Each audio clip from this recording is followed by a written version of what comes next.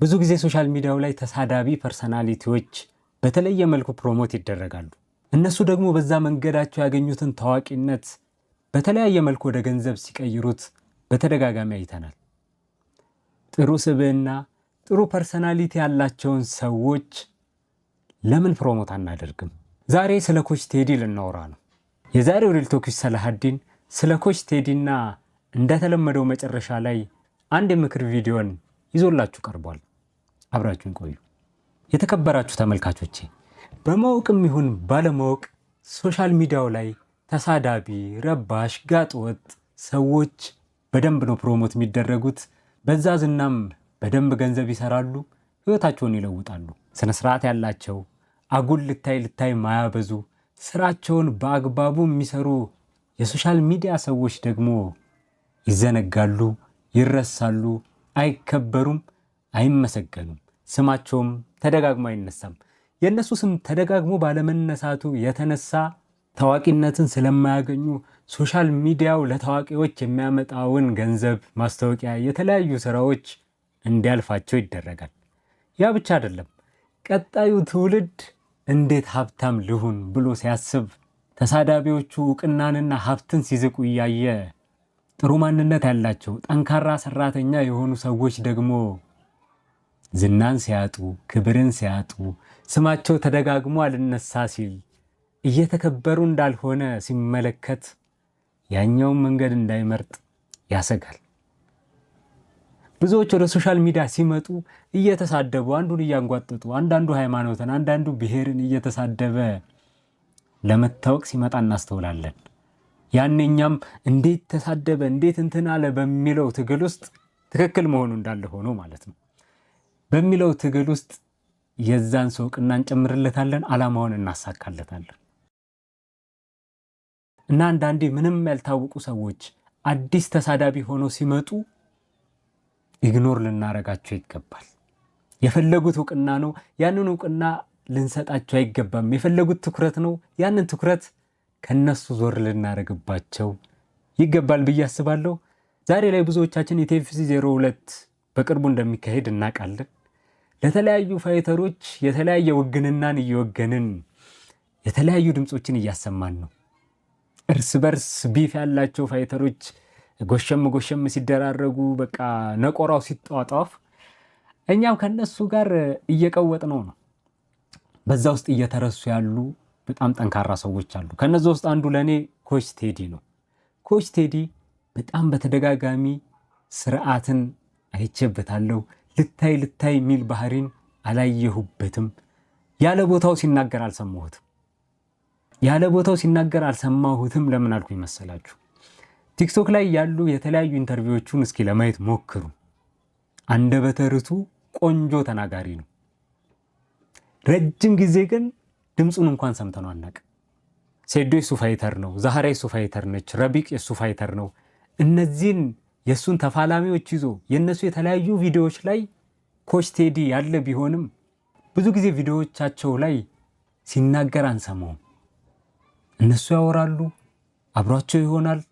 ብዙ ጊዜ ንግግሩን ሰምተነው አናውቅም። በተለያየ አጋጣሚ ግን የሶሻል ሚዲያ ሰዎች ኮች ቴዲን ኢንተርቪው ሲያደርጉት አንደበተ ርቱዕ ጥሩ ተናጋሪ ነው። ስለዚህ ዝም ያለ ሰው ሁሉ መናገር ስላልቻለ አይደለም፣ ወይም እውቀት ስለሌለው አይደለም። የት መናገር እንዳለበት የሚያውቅ ስርዓት ያለው ሰው ስለሆነ ነው።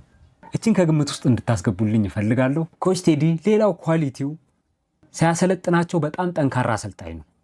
እስኪ ረቢቅ ሳኒን ሲያሰለጥነው አንድ ቪዲዮ፣ ዛህራን ሲያሰለጥናት አንድ ቪዲዮ፣ እንዲሁም ሴዶንም ሲያሰለጥነው አንድ ቪዲዮ አብረን እንመልከትና የምለው የተወሰነ ሐሳብ ይኖረኛል።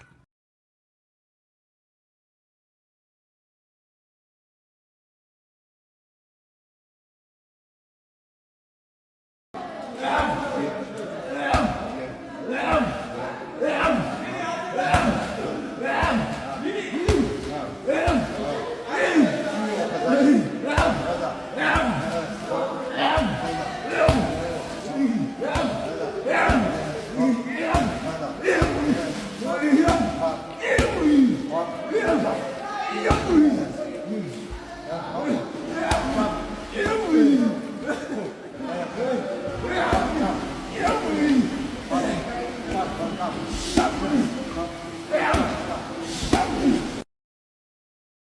ረቢቅ ለምን እየዘረረ እንደሚያሸንፍ አሁን ገባችሁ?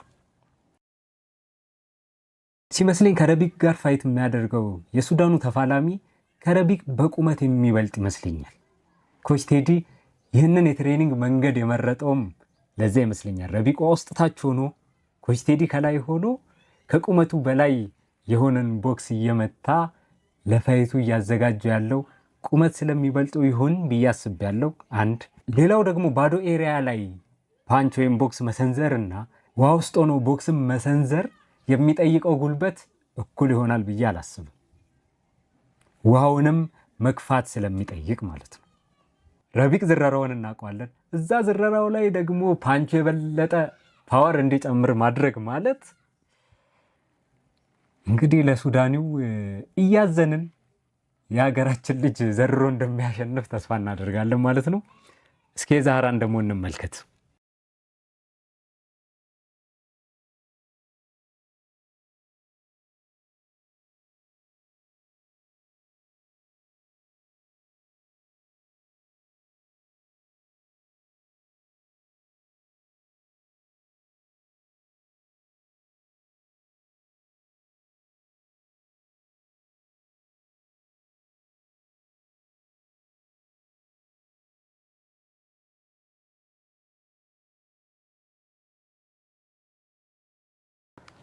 አንድ አሰልጣኝ ሊኖሩት ከሚገቡት ነገሮች አንዱ ሪስፔክት ነው።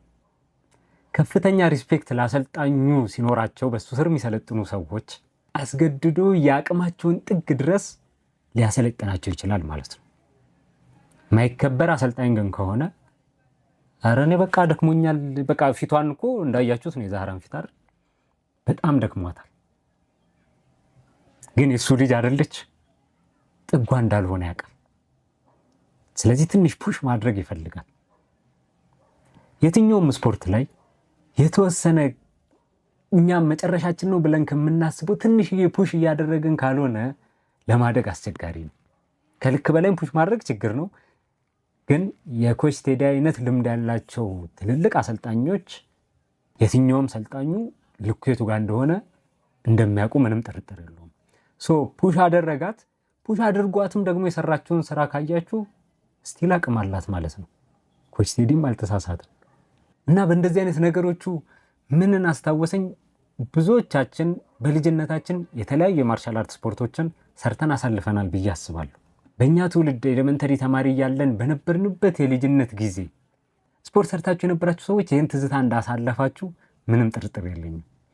በእኛ ታይም በልጅነት እድሜያችን ኤሌመንተሪ ተማሪ እያለን ምናምን ውሹም እንስራ፣ ቴኳንዶም እንስራ ወይም ሌሎች ስፖርቶችንም እንስራ፣ አሰልጣኞቻችን ካሉት ዝንፍ የለም። ትልልቆቹ ትንሽ ያው ትልቅ ስለሆኑ የሆነ እንትን ሊሉ ይችላሉ። ልጆች ግን ከአሰልጣኙ ወደዚህ ይልም ለአሰልጣኝ የነበረው አክብሮት በጣም ለየት ያለ ነው።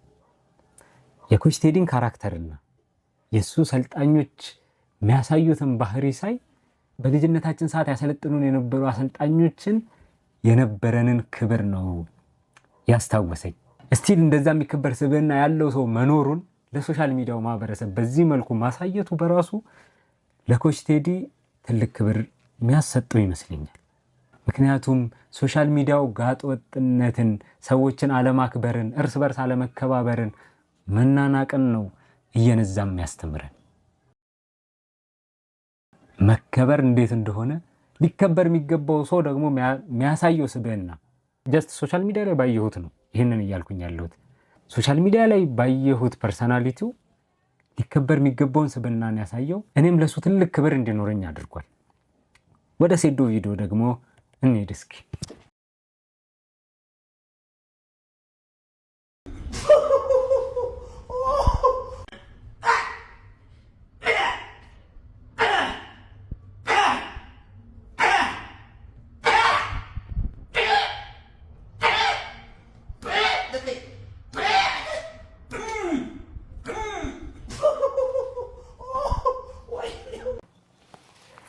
ብዙዎች ስለ ሴዶ ሲያወሩ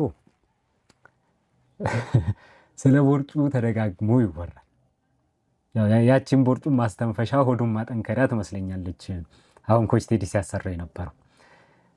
ሴዶን ከምናስበው ካራክተሩ አንጻር ይሄ ሶሻል ሚዲያ ላይ መረበሹ፣ ቀልዶቹ ምናምን አለ አይደል? በዛ ባህሪው በዛ ካራክተሩ ስናስበው ሴዶን ማሰልጠን ከባድ ነው ብለን ምናስብ ይመስለኛል ብዙዎቻችን። ምክንያቱም ይሰማቸዋል ወይ የሚለው ጥያቄ ስለሚሆን ማለት ነው። ይህ አመለካከት የተሳሳተ መሆኑ እንዳለ ሆኖ ማለት ነው። ኮች ቴዲን ግን ሴዶ በጣም ሲያከብረው በተለያዩ ቪዲዮዎች ደጋግመን አይተናል።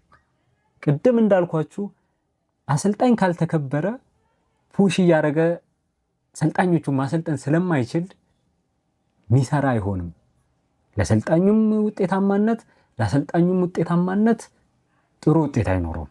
ለዛም ሴዶ አሰልጣኙ ማያከብር ቢሆን በኋላ ፋይቱ ላይ ከባድ ተጽዕኖ ይዞበት ይመጣል ብዬ አስባለሁ። ነገር ግን ሴዶ ለኮች ቴዲ ያለውን ክብር በተደጋጋሚ በተለያዩ ቪዲዮዎች አስተውለናል ብዬ አስባለሁ እና ይህ ነገር የሴዶን ጥሩ ማንነት የሚያሳይ መሆኑ እንዳለ ሆኖ የኮች ቴዲንም የሚከበር ስብዕናን ገላጭ ነው። ሁሉንም ሰው የሚያከብር ሰው በጣም ምርጥ ስብዕና ያለው ሰው ነው አይደል? ሁሉም ሰው የሚያከብሩት ሰውስ ከዛኛው በላይ ጸዴ ስብዕና ያለው ሰው ይመስለኛል። ለዛም በዛሬው ሪል ቶክ ሰላሀዲን ፕሮግራሜ ኮች ቴዲን ማክበር ከፍ ማድረግ ፈልጌያለሁ። በዚህ አጋጣሚ ኮች ቴዲ ይህን ቪዲዮ ካየኸው ለአንተ ያለኝ ክብር ትልቅ ነው። በሶሻል ሚዲያ በምናየው ማንነት የምንሰጥህን ይህንን ክብር የበለጠ በሚከበር ማንነት ወደፊትም እንደምታሳየን ተስፋ አድርጋለሁ። ኢትዮጵያን ፋይተሮችን ብቻ ሳይሆን ደግሞ የውጭ ትልልቅ ፋይተሮችንም አሰልጣኝ ሆነ ባይ ምኞቴ ነው። የተከበራቸው የሪል ቶክ ሰላሀዲን ቤተሰቦች አሁን ወደ መጨረሻው የምክር ቪዲዮአችን እንሂድ።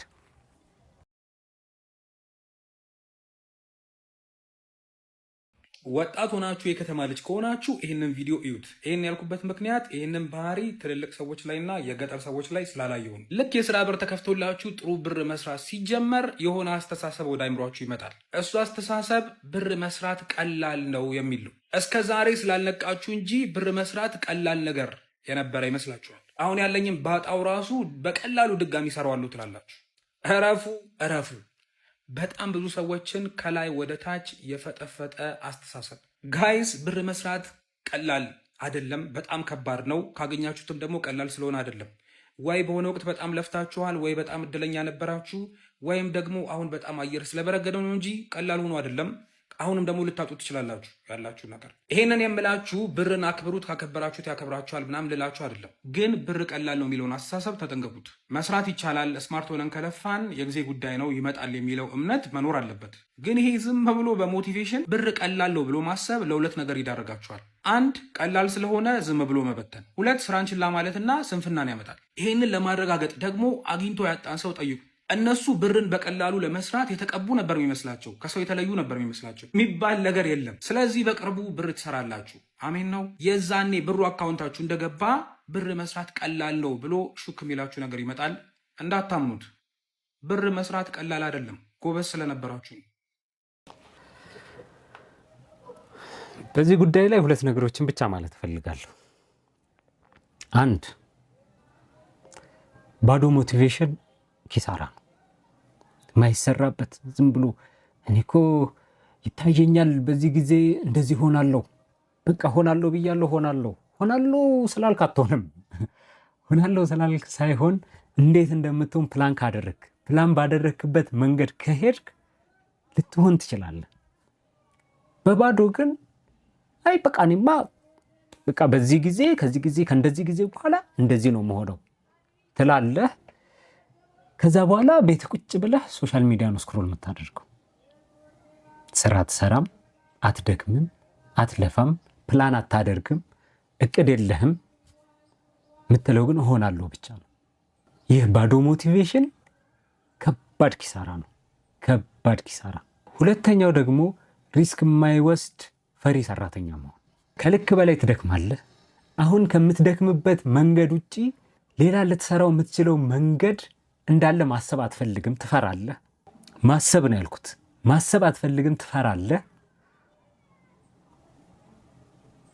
ከዛ እዛው ስትኳትን፣ እዛው ስትሰቃይ፣ እዛው ጉልበትን ስትጨርስ ታረጃለህ።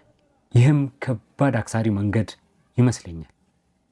ገንዘብ መስራት፣ ራሱን መለወጥ የሚፈልግ ሰው ቢያንስ አሁን ካለሁበት ራሴን ለማሻሻል ምንድነው ማድረግ ያለብኝ የሚለውን ማሰብ አለበት። ቢያንስ ያላሰበ አይሰራም። የቱ መንገድ ይሻለኛል ብሎ ያልመረጠ በተሻለ መንገድ አይሄድም። ለዛም አሁን ባለንበት ነባራዊ ሁኔታ ወርክ ሃርድ የሚለው መጥፎ ባይሆንም ወርክ ስማርት የሚለው ግን ይበልጣል። ስማርት ዌይ የመረጡ ግን በደንብ መስራት ይሻላል። ወርክ ሃርድ በሚለው ብቻ ያለንበት ሁኔታ ላይ እኛን እየለወጠን ባልሆነ ነገር ላይ እድሜያችንን ከመፍጨት ማለት ነው። የተከበራቸው የሪል ቶክ ሰላሀዲን ተመልካቾቼ የዛሬው ሪል ቶክ ሰላሀዲን ይህን ይመስል ነበር።